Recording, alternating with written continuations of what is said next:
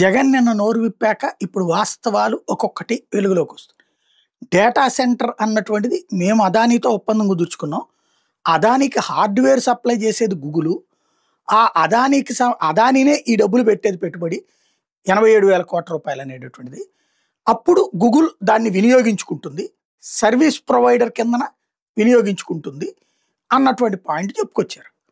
దానికి 2023లోనే శంకుస్థాపన చేసాం డేటా సెంటర్. అట్లా సింగపూర్ నుంచి కేబుల్స్ కూడా ప్లాన్ చేసాం, అప్పుడే వాళ్ళతో కూడా మాట్లాడాం అన్నటువంటిది. అదాని డేటా సెంటర్ కొనసాగింపే గూగుల్ అన్నటువంటిది జగన్మోహన్ రెడ్డి చెప్పుకొచ్చారు. వెంటనే ఇప్పుడు అకస్మాత్తుగా అరే జగన్ క్రెడిట్ చౌర్యం చేసేస్తున్నాడు, అసలు క్రెడిట్ చంద్రబాబుదే, ఎందుకంటే 2019లోనే డేటా సెంటర్కి శంకుస్థాపన చేసింది చంద్రబాబే అని ఇప్పుడు ఈనాడు జ్యోతి అర్జెంటుగా స్టోరీలు రాసింది. వెరీ గుడ్, 2019లోనే చేశారు కదా, మరి అప్పుడు ఎందుకు రాయలేదు? ఈనాడు జ్యోతి డేటా సెంటర్ తీసుకొస్తున్నట్టు ఎంత ఆడావిడ అప్పుడు జరిగిందా? ఎంత ప్రచారం అప్పుడు జరిగిందా? ఎలక్షన్స్ ముందు షో మేడ్ ఆల్ వ్యవహారం జరిగింది. అప్పుడు అదానితో ఒప్పందం. అది అదానికి డేటా సెంటర్ ఇస్తానంటే అది సిస్టమేటిక్గా లేదని జగన్ వచ్చాక క్యాన్సిల్ చేసేసాడు. అదానిని తరిమేశారని రాశారు అప్పుడు వార్తలు.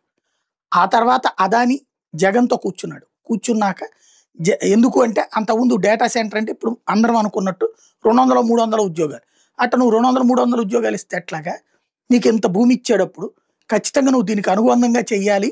నువ్వు డేటా సెంటర్తో పాటుగా ఇతర సాఫ్ట్వేర్ సెంటర్ పెట్టు, మిగతా పెట్టు, మొత్తం 25,000 మందికి ఉద్యోగాలు ఇచ్చేటట్టుంటైతేనే బాగుంటుంది అని చెప్తే తను కూడా ఒప్పుకున్నాడు. అప్పుడు శంకుస్థాపనలు జరిగినాయి. అది అయితే ఇప్పుడు చంద్రబాబు గారు 2019లో డేటా సెంటర్కి శంకుస్థాపన చేశారు కాబట్టి క్రెడిట్ జగన్ది కాదు, చంద్రబాబు గారిదే.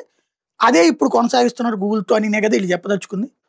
గుడ్, అంటే క్రెడిట్ 2019లో శంకుస్థాపన చేసిన చంద్రబాబు గారికి ఇవ్వాలి, స్టార్టింగ్ చేశారు కాబట్టి. Very good. మరి హైదరాబాద్లో హైటెక్ సిటీ శంకుస్థాపన చేసింది నేదురుమల్లి జనార్దన్ రెడ్డి కదా, మరి ఆయన క్రెడిట్ ఎందుకు ఇవ్వలేదు? ఆ క్రెడిట్ మరి చంద్రబాబు గారు ఎందుకు తీసుకుంటారు? బిల్డింగ్ కట్టించారు కాబట్టి. మరి ఇక్కడ బిల్డింగ్ కట్టించేటటువంటి కాన్సెప్ట్ ఎక్కడ ఉందని ఇప్పుడు లేదు. తర్వాత పోనీ డెవలప్మెంట్ గ్రోత్, అక్కడ ఏదైతే ఈ హైదరాబాద్లో టవర్స్ కట్టిన తర్వాత చంద్రబాబు గారు ఎక్కడ ఉన్నారని అసలు అప్పుడు ఒక 5,000 కోట్లు 6,000 కోట్లు ఆ 5 ఏళ్లలో ఎక్స్పోర్ట్ జరిగినాయి ఐటీది. తర్వాత ఆ ఏరియా ఎక్స్పాన్షన్ కానీ, తర్వాత శంషాబాద్ ఎయిర్పోర్ట్ కానీ, ఆ తర్వాత ఓఆర్ఆర్ కట్టడం కానీ, ఇవన్నీ ఎవరి హయాంలో జరిగినాయి? రాజశేఖర రెడ్డి హయాంలోనే జరిగినాయి. తర్వాత వచ్చిన రోసయ్య, కిరణ్ కుమార్ రెడ్డి కంటిన్యూ చేశారు. రాజశేఖర రెడ్డి హయాంలో 30,000 కోట్ల రూపాయల దాకా ఎక్స్పోర్ట్ జరిగినాయి. కిరణ్ కుమార్ రెడ్డి హయాంలో 50,000 కోట్ల రూపాయల దాకా జరిగినాయి. మరి వాళ్ళకి క్రెడిట్ ఇవ్వాలిగా. శంకుస్థాపన చేసి నేదురుమల్లి జనార్దన్ రెడ్డి క్రెడిట్ ఇవ్వం, ఎక్స్పాన్షన్లో కీలక పాత్ర పోషించినటువంటి రోసయ్య కానీ, కిరణ్ కుమార్ రెడ్డి కానీ, తర్వాత వచ్చిన కేసీఆర్ గారికి క్రెడిట్ ఇవ్వం. అది కొనసాగించి చంద్రబాబు క్రెడిట్ ఇస్తాం. ఇక్కడ 2019లో శంకుస్థాపన చేసినందుకే చంద్రబాబు క్రెడిట్ ఇవ్వాలి. ఆ తర్వాత దాని డేటా సెంటర్కి సింగపూర్ వీళ్ళందరితో మాట్లాడిన జగన్ క్రెడిట్ ఇవ్వకూడదు. కాబట్టి క్రెడిట్ చౌర్యం అనేది ఏంటంటే మాకు ఎవడు దబాయిస్తే వాడు, ఎవడు ప్రచారం చేస్తే వాడు. ఇక్కడ వాస్తవంగానే మాట్లాడుకోవాలి. గూగుల్తో ఇక్కడికి రావడం కరెక్ట్ అని నేను మొట్టమొదటి నుంచి వాదిస్తున్నా. వైసీపీ అందులో తప్పు చేసింది. వైసీపీ సంబంధించి సోషల్ మీడియా వాళ్ళకి సంబంధించిన అనేక మంది నాయకులు తప్పుడు ప్రచారంలోకి దిగారు. ఇప్పుడు బుద్ధి తెచ్చుకున్నారు జగన్ చెప్పాక. అది వాళ్ళది తప్పే.